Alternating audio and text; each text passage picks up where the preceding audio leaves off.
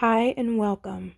We're going to be reading out of the Bible Story, Volume 1, and there's 10 volumes that make up the collection, and these are stories based off the Holy Bible, and they're easy to read, they're for all ages, and we're going to be starting from the beginning, and this book explains the stories of the Bible.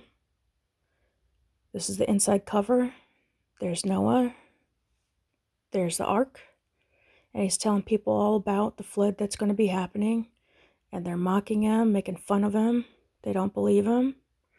So they keep on going to sin and doing all the wicked stuff on the earth. And then the flood actually happens. After God sealed the door, that's the flooding that happened. Now we're going to go into this section, which is part 1, story number 2, how everything began.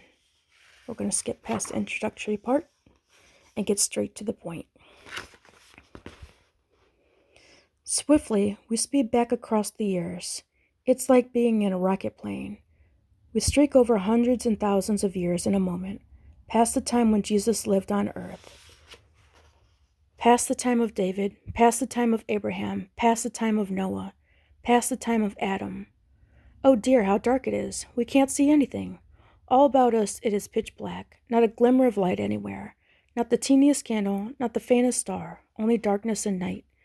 But we can hear something. It is the swishing, gurgling sound that water makes, just as we have heard it in many a time at a seaside or in boating on a lake.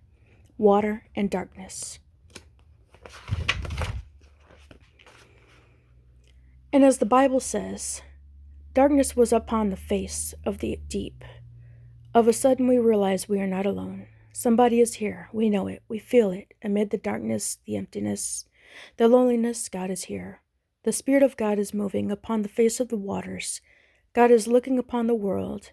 He has created, planning what He will do with it. Suddenly, from somewhere, we cannot tell where, we hear a voice. Musical, strong, resonant, unlike any voice we have heard it before. It commands the darkness to give place to the light. Instantly, the darkness vanishes. We can see again. Not very far. Only a few feet, a few yards perhaps, because all around us is a thick mist. But how wonderful is the light after the dark. There is no blue sky, no bright sunshine, only a sort of brilliant fog, and under it water, water everywhere. No land, just the vast, restless, heaving ocean. Not a man or a woman, not a boy or a girl, not a bird or an animal. No, not even a fish in the sea, only light in the mist and on the water. And God saw the light, that it was good. And God divided the light from the darkness. And God called the light day, and the darkness He called night. And the evening and the morning were the first day.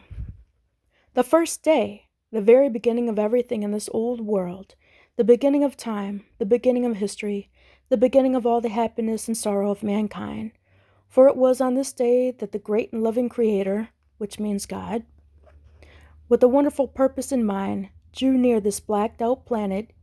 This dark little speck in space said, "Let there be light." Look for the next video, which we'll be reading from part 1, story number 3.